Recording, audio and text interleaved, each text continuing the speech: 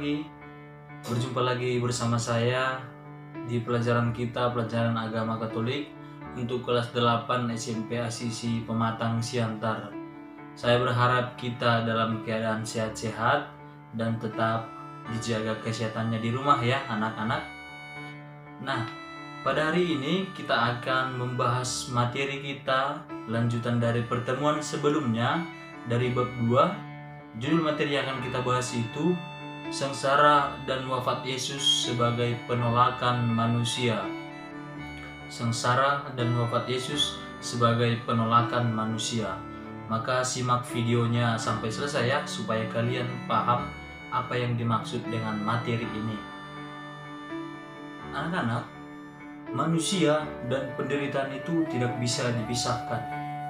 Setiap orang pasti pernah merasakan yang namanya penderitaan. Misalnya ketika kita mengalami musibah, banjir, tanah longsor, gempa bumi, atau lain sebagainya, kita sebagai manusia tentu menderita. Nah, apalagi di zaman kita sekarang ini, akhir-akhir ini, kita menderita karena maraknya virus corona. Nah, keberadaan virus itu sungguh membuat kita merasa menderita. Nah, dan banyak contoh-contoh lain yang membuktikan bahwa setiap manusia pasti pernah mengalami yang namanya penderitaan. Nah, Yesus juga mengalami penderitaan. Tetapi apa perbedaan penderitaan yang dialami oleh manusia dengan penderitaan yang dialami oleh Yesus? Manusia kerap mengalami penderitaan karena perbuatan mereka sendiri.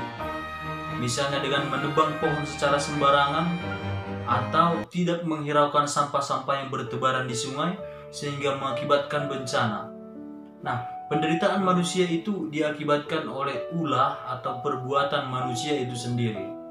Bedanya dengan penderitaan yang dialami oleh Yesus, Yesus menderita sebagai konsekuensi dari pewartaannya.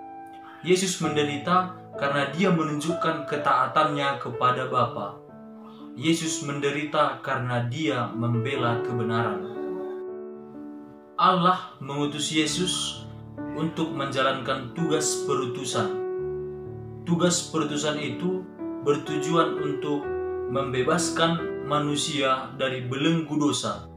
Dan tugas perutusan itu bertujuan untuk mewartakan kerajaan Allah kepada setiap manusia. Sebelumnya pun Yesus sudah menyadari bahwa ada konsekuensi yang harus dia terima ketika menjalankan tugas perutusan yang diberikan oleh Allah. Maka penderitaan, sengsara dan wafat Yesus itu merupakan konsekuensi dari perutusan Yesus sebagai bentuk ketaatannya kepada Bapa. Sengsara dan penderitaan itu lebih nyata ketika para tua-tua dan ahli-ahli Taurat mencari bermacam cara, menghalalkan segala cara supaya Yesus mengalami penderitaan, supaya Yesus dihukum mati. Sebelum kita melihat penderitaan, sengsara dan wafat Yesus, kita diajak terlebih dahulu untuk melihat bagaimana penetapan perjamuan malam terakhir. Perjamuan malam terakhir memberi arti penting bagi seluruh umat beriman. Karena dalam perjamuan terakhir itu, Yesus menunjukkan wujud syukur kepada Bapa. Karena berkat Bapa, Yesus setia dan menunjukkan ketaatannya kepada segenap kehendak Bapa.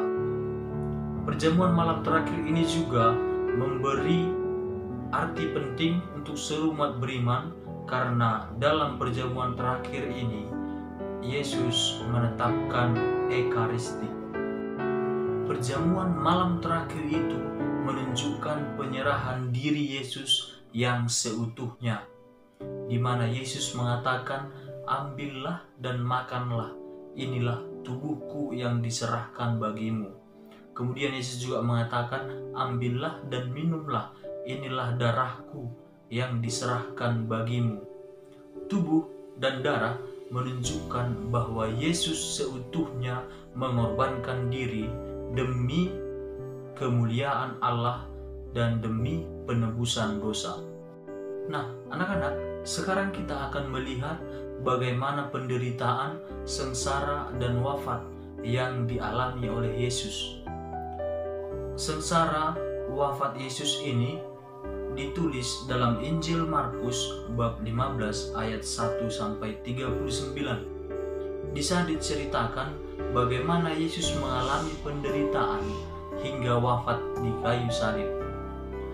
Mula-mula para tua-tua dan ahli-ahli Taurat mendorong Pilatus untuk memberi hukuman mati kepada Yesus. Kita tahu bahwa para tua-tua dan ahli-ahli Taurat itu dari awal pun sudah menjadi musuh Yesus karena mereka tidak senang karena Yesus selalu memprotes kehidupan mereka yang tidak benar. Nah, akhirnya demi mendapat simpatik rakyat dan simpatik orang banyak, Pilatus pun memberi hukuman mati kepada Yesus. Nah, hukuman mati itu dijalani Yesus dengan sabar dan dengan tabah, karena Yesus menyadari bahwa ini adalah wujud ketaatannya kepada kehendak Bapa. Ketaatan itu ditunjukkan Yesus dengan menjalani segenap penderitaan dengan penuh kerelaan. Memang sebelumnya Yesus sempat merasa ditinggalkan oleh Bapa, maka dia berkata, "Bapa, mengapa engkau meninggalkan aku?" Dalam bahasa Ibraninya, Eloi, Eloi, lama sabachthani. Nah, tetapi pada akhir hidupnya, Yesus menunjukkan sikap kepasrahan penuh kepada kehendak Allah. Yesus mengatakan, "Ya Bapa, kepadamu kuserahkan nyawaku." Dan setelah itu, Yesus pun wafat. Seruan Yesus yang mengatakan, "Ya Bapa, kepadamu kuserahkan nyawaku," itu juga hendaknya menjadi teladan untuk kita, bahwa kita harus memasrahkan segala nyawa kita demi kemuliaan Tuhan.